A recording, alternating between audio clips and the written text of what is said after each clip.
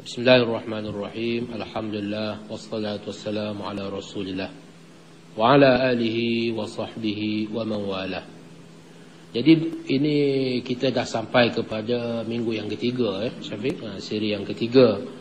Jadi dalam 2 minggu yang lepas kita dah berikan pengenalan mukaddimah tentang Imam Ghazali, tentang kitab Ihya Ulumuddin, tentang tujuan-tujuan yang membawa kepada penulisan kitab Ihya itu sendiri, tentang apa cabaran yang dihadapi oleh Imam Ghazali itu. Jadi bila dia menulis itu bukan tulis saja-saja, dia tulis itu untuk menjawab, untuk memandu masyarakat, untuk memberi panduan kepada masyarakat, membimbing masyarakat. Jadi nak kena jelaskanlah dahulu apa dia yang berlaku, apa dia masalah yang dihadapi. Pasal kalau orang yang tak faham masalah yang dihadapi dan tak tahu pun dia berada dalam masalah, dia tak akan berusaha untuk keluar daripada masalah itu. Jadi yang pertama kita nak kena kejutkan dahulu orang tu, masyarakat itu, daripada tidur. Jadi ini masalah yang besar, ini sukar. Apatah lagi kalau tidur itu sudah terlalu panjang dan terlalu lena. Bila tidur itu sudah terlalu panjang dan terlalu lena, suatu kerja yang susah untuk kita mengejutkannya tu. Apatah lagi kalau tidur tu sampai mengigau-ngigau, boleh berjalan pula dalam tidur tu, tak tahulah apa nak dibuat itu, keadaan macam tu.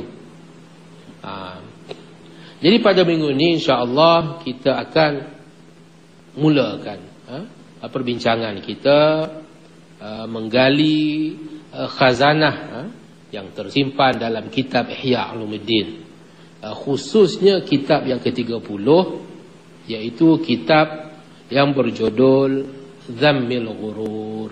Kitab Zammil Ghurur, ataupun dalam bahasa Melayunya kitab Kecelaan Ghurur. Jadi kitab ini telah kita sebutkan adalah kitab yang ke-10 daripada Rubu' Muhlikat. Daripada keseluruhan Ihya, dia kitab yang ke-30. Tapi daripada bahagian yang dinamakan muhlikat, bahagian perkara-perkara yang membinasakan, perkara-perkara yang mengandungi perbincangan tentang sifat mazmumah, sifat-sifat yang tercela. Dan kerana sifat yang tercela ini membawa kepada kebinasaan, maka bahagian-bahagian kitab-kitab, 10 kitab yang membicarakan tentang perkara-perkara mazmumah itu dinamakan Rubu' Muhlikat. Dan dalam kategori Rubu' Muhlikat ini, kitab Kecelaan Ghurur ini adalah merupakan kitab yang terakhir sekali, duduk kat ujung sekali. Jadi bolehlah dianggap dia ni sebagai kesimpulan, sebagai penutup kepada keseluruhan perkara-perkara yang membinasakan. Bismillahirrahmanirrahim. Saya terus bacakan terjemahannya sahajalah, terjemahan yang saya buatlah terhadap kitab Zammil Ghurur ini. Segala puji bagi Allah, Tuhan yang di tangannya segala urusan. Segala urusan kita duduk di tangan Allah lah, kunci. Kunci segala urusan kita di tangan Allah. Dan dengan kudratnya terbuka segala kebaikan dan keburukan. Dengan kudrat Allah Ta'ala. Kalau tak ada kudrat Allah Ta'ala, tak terbuka semua itu. Tak kiralah kebaikan ataupun keburukan. Yang mengeluarkan para awliya-Nya dari kegelapan kepada cahaya. Dia juga. Yang mengeluarkan para awliya. Para awliya ni jamak kepada wali. Wali-wali Allah. Mereka ini adalah orang-orang yang mendapat petunjuk. yang mendapat cahaya. Tapi siapa yang memberi petunjuk? Siapa yang memberi cahaya? Allah Ta'ala juga. Sebelum dapat petunjuk, mereka itu pun berada dalam kegelapan. Dan memasukkan musuh-musuhnya ke dalam perangkap urur. Jadi ada di sana awliya Allah, yakni kawan Allah, sahabat Allah, yang rapat dengan Allah Subhanahu Wa Taala, itu awliya. Di satu sudut lagi ada a'da, ada musuh-musuh Allah.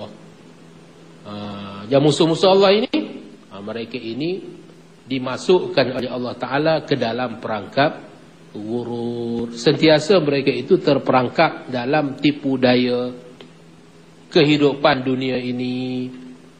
Jadi dia hidup dalam dunia ini dan dia tertipu dengan kehidupan dunia ini, sehingga dia lupa siapa diri dia.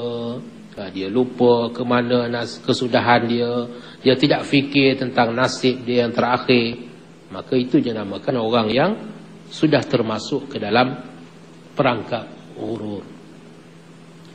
Selawat yang berturutan dengan perjalanan masa dan perulangan ketika dan bulan. Ini selawat. Kebiasaan kita, bila kita bercakap, kita mulakan dengan tahmid, alhamdulillah, alhamdulillah. Kemudian diikuti dengan selawat.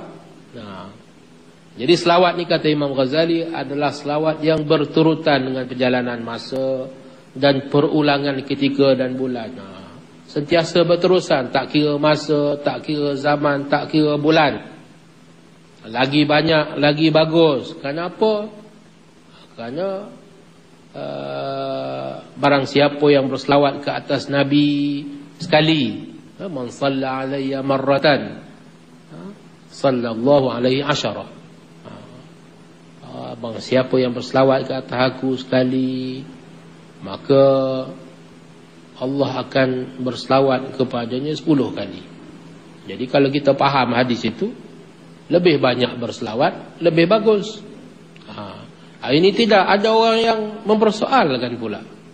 Pada zaman orang yang sudah lupa kepada Rasulullah, zaman orang yang tidak kenal siapa itu Rasul, orang yang sudah tidak tahu siapa itu yang sepatutnya menjadi contoh dan tauladan. Pada zaman kita sekarang ini, ada orang yang mempersoalkan, kata dah melampau-lampau pula orang berselawat ni sekarang. Melampau-lampau pula. Sebenarnya apa yang melampau tu? Bila tengok sana sini orang buat majlis berselawat, beramai-ramai, panggil orang ramai, okay? Ada orang yang tak berkenan, ada orang yang tak suka. Saya tak tahu apa yang ada dalam fikiran orang-orang macam ni. Apa sebenarnya yang dia fikir itu, sehingga mereka menyangka perbuatan sedemikian itu adalah perbuatan yang melampau. Bolehkah kita ni melampau dalam soal cinta kepada Rasulullah sallallahu alaihi wasallam? Saya rasa yang melampau itu yang lupa kepada Rasulullah. Itu yang melampau. Yang terlalu cinta kepada Rasulullah sallallahu alaihi wasallam itu tidak dinamakan melampau. Anta ma'aman ahbabta, kata Rasulullah sallallahu alaihi wasallam. Engkau akan dibangkitkan bersama dengan orang yang engkau kasihi, yang engkau cintai. Jadi kalau kita kasih dan kita cintakan kepada sesuatu, maka banyaklah kita menyebutnya. Itu kebiasaan manusia begitu. Kalau kerap orang itu ingat kepada sesuatu perkara, kita akan dengar kekerapan dia menyebutnya. Jadi kalau kita banyak benar-benar mencintai Rasulullah sallallahu alaihi wasallam, maka banyaklah kita menyebut nama baginda dengan selawatnya. Ini tidak kita kata ini melampau. Rasulullah sallallahu alaihi wasallam adalah merupakan makhluk yang terbaik, ciptaan Allah yang paling mulia, yang terpuji. Nama Muhammad itu yang terpuji. Jadi dengan sebab itu, kata-kata yang terbaik kita peruntukkan kepada baginda.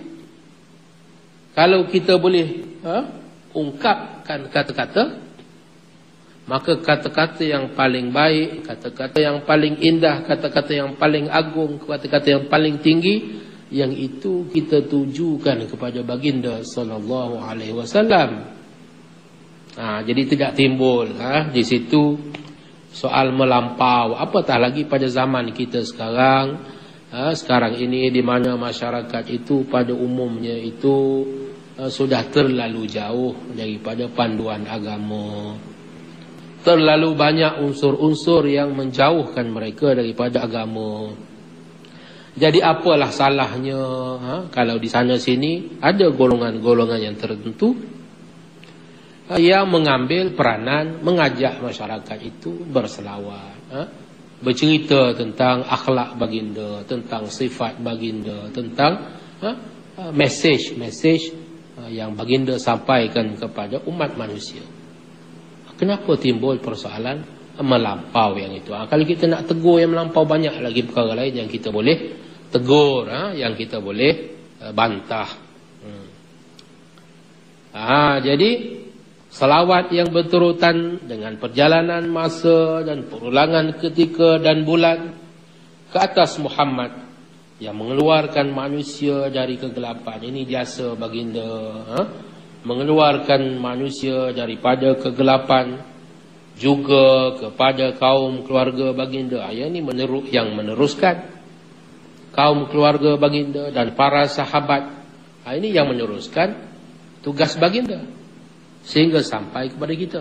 Sebab itu nama-nama mereka itu disebut dalam doa kita sebagai tanda terima kasih kita terhadap mereka. Kerana apa? Kerana man lam yashkurin nas lam yashkurillah. Orang siapa yang tidak berterima kasih kepada manusia, maka dia juga tidak dikira bersyukur kepada Allah. Jadi kalau kita nak bersyukur kepada Allah, kita kena tahu bersyukur kepada manusia yang telah menyampaikan kepada kita nikmat Allah Ta'ala itu. Jadi nikmat iman, nikmat Islam ini sampai kepada kita melalui perantaraan mereka ini. Maka sayugialah mereka ini kita kasihi, kita hormati, kita sebutkan jasa dan peranan mereka dalam doa kita. Kata Imam Ghazali rahimahullah ta'ala, sesungguhnya pembuka pintu kebahagiaan itu adalah kesedaran dan kecerdikan. Dan punca kecelakaan itu ghurur dan kealpaan. Ini adalah merupakan kenyataan yang amat penting. Ini kenyataan yang pertama. Yang tadi, yang kita sebut tadi adalah pembuka katanya, selawat dan salamnya itu. Jadi ayat yang pertamanya sesungguhnya pembuka pintu kebahagiaan. Jadi kita bercakap ini tentang kebahagiaan akhirat. Kerana kitab Ihya Ulumuddin itu ilmu perjalanan menuju akhirat, ilmu tariqil akhirah. Itu pokok perbincangannya. Jadi kebahagiaan akhirat itu ada kuncinya. Dengan kunci itu sajalah boleh dibuka pintu kebahagiaan itu. Apa kuncinya itu? Kuncinya itu adalah, kata Ghazali, kesedaran dan kecerdikan. Dan punca kecelakaan pula yang sebaliknya, kalau pintu itu tak terbuka, mana pintu kebahagiaan tak terbuka, yang terbuka pintu kecelakaan lah, lawan dia, pintu kecelakaan. Jadi punca kecelakaan ini pula adalah ghurur dan kealpaan. Apa dia tu? Kita akan huraikan dalam ayat-ayat yang berikutnya. Maka tiada nikmat pemberian Allah Subhanahu wa ta'ala kepada para hambanya yang lebih besar daripada iman dan ma'rifah. Itu kita nak kena ingat.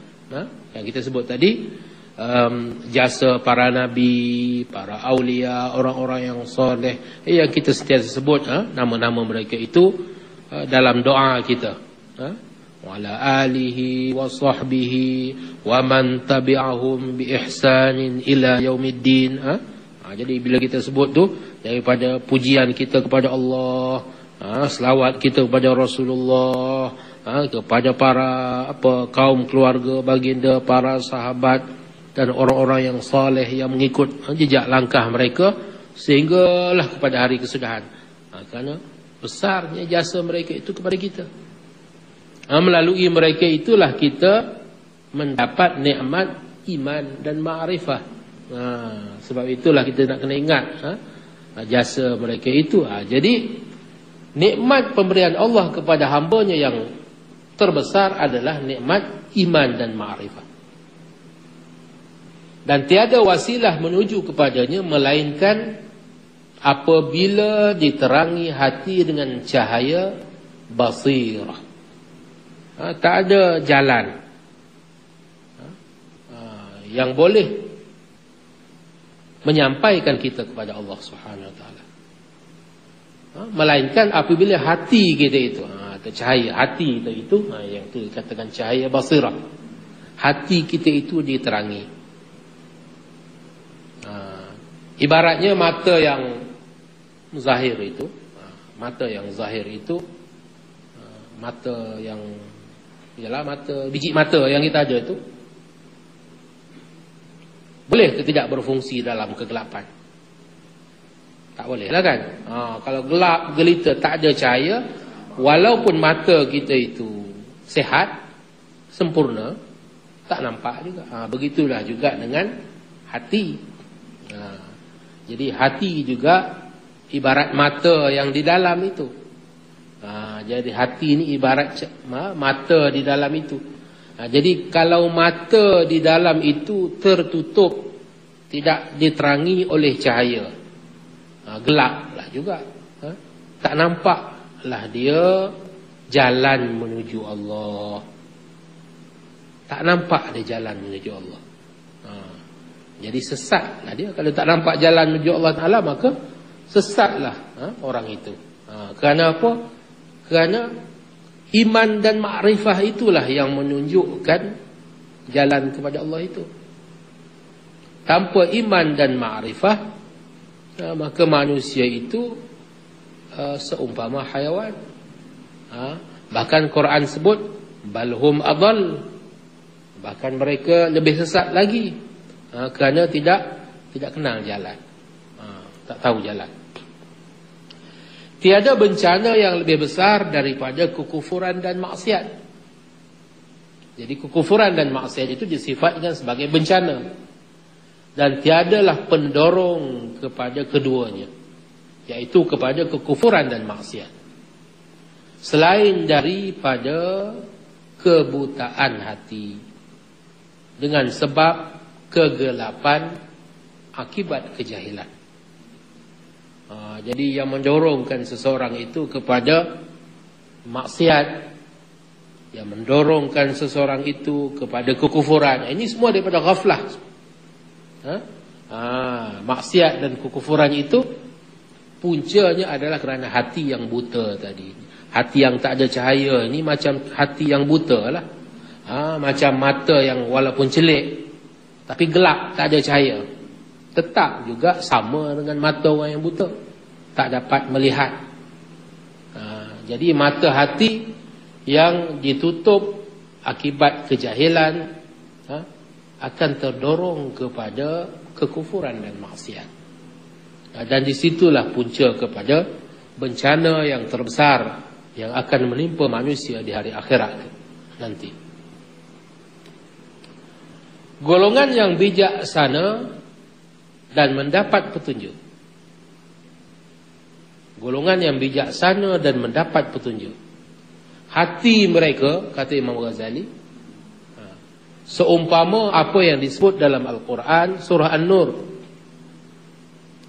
Hati mereka kamishkatin fiha misbah, seumpama sebuah miskat yang di dalamnya ada lampu. Jadi miskat ini, kalau kita buka dalam kitab tafsir, kalau zaman dahulu suatu lubang pada dinding, bukan lubang yang tembus itu, lubang yang ditebuk pada dinding untuk diletakkan pelita. Jadi bila diletakkan pelita dalam lubang itu mungkin dia akan membalikkan cahaya, menumpukan cahaya itu. Jadi tempat untuk meletakkan lampu atau pelita di dinding. Lampu itu dalam geluk kaca. Geluk kaca itu pula jernih terang, laksana bintang yang bersinar cemerlang. Kamishkatin fiha misbah, al-misbahu fi zujajah, az-zujajatu ka'annaha kawkabun durriyun yuqadu min syajaratin mubarakah. Lampu itu dinyalakan dengan minyak daripada pokok yang banyak manfaatnya. Zaitunatil la syarqiyyatin wala gharbiyah, yaitu pokok zaitun yang bukan sahaja disinari matahari semasa naiknya dan bukan sahaja semasa turunnya, tetapi sentiasa ia terdedah kepada cahaya matahari. Jadi minyak zaitun itulah yang menjadi sumber kepada pembakaran pelita itu. Yakadu zaituha yudhi walau lam tamsashu nar. Hampir-hampir minyaknya itu dengan sendirinya memancarkan cahaya bersinar kerana jernihnya, walaupun ia tidak disentuh api. Minyak zaitun itu sendiri pun sudah cukup bersinar sebelum disentuh api lagi. Nurun ala nur, sinaran nur hidayat. Yang demikian bandingannya adalah sinaran yang berganda-ganda, ibarat cahaya yang berlapis cahaya. Jadi nur hidayat itu begitulah bandingannya, cahaya yang berlapis cahaya. Cahaya yang tidak boleh dibandingkan terangnya, tak boleh digambarkan terangnya itu.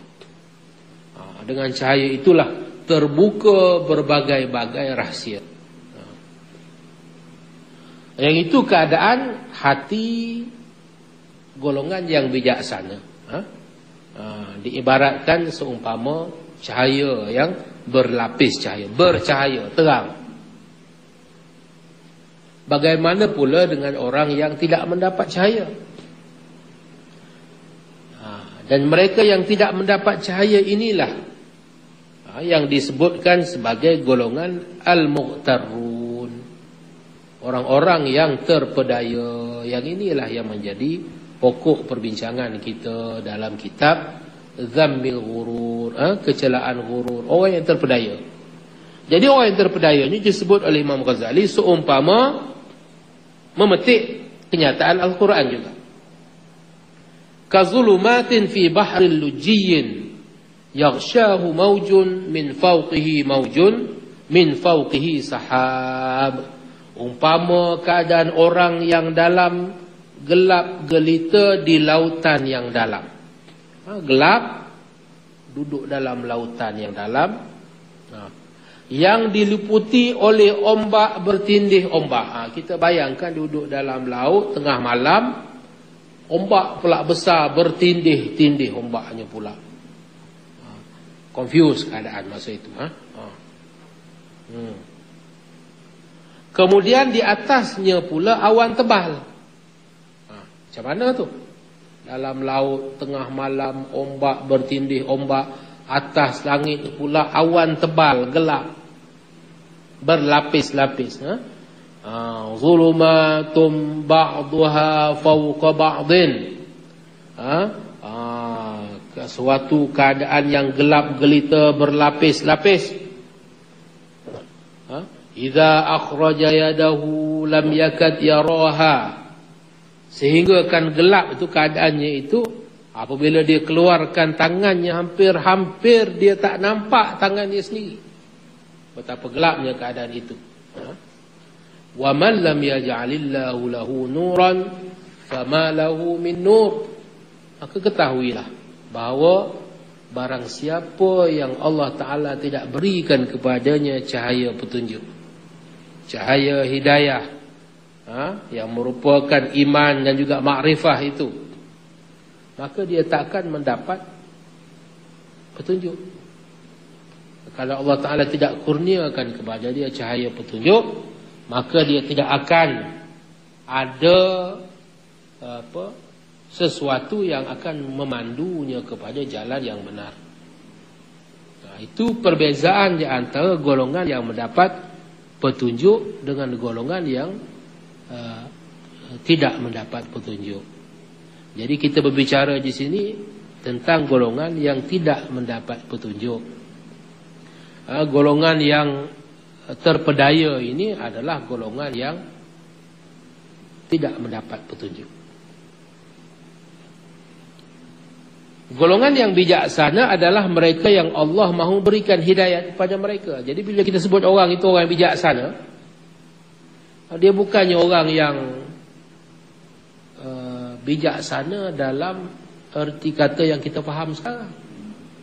Yang kita faham sekarang macam mana orang bijaksana ni? Yalah, kalau sekolah dapat 5A UPSR, 9A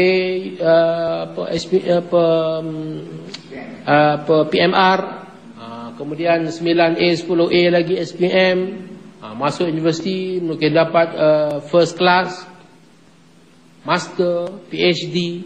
Itulah orang yang bijaksana kot. Lepas tu bekerja pula, jadi CEO, dapat jawatan yang tinggi-tinggi, pastilah orang itu orang yang bijaksana. Tapi pada hakikatnya, kata Imam Ghazali, orang yang bijaksana ni orang yang dapat hidayat.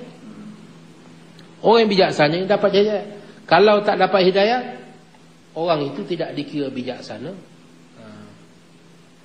Kerana mungkin istilah yang lebih sesuai untuk mereka itu bijak sini. Kerana kebijaksanaan dia itu hanyalah dalam perkara-perkara yang di sini, perkara-perkara yang bersifat sementara, di sini dan kini, perkara keduniaan. Sedangkan kita bercakap tentang bijaksana, yang pandangannya itu jauh kepada nasibnya yang akhir, nasibnya di akhirat, kesudahan dirinya. Maka orang yang berfikir tentang nasibnya yang terakhir, itulah orang yang dinamakan sebagai bijaksana. Jadi nak sampai kepada fikir yang begitu tu, dia nak kena dapat petunjuk dan hidayat. Kerana orang yang tidak mendapat petunjuk dan hidayat, dia hanya fikir yang di sini dan yang kini. Jadi dia hanya sekadar bijak sini.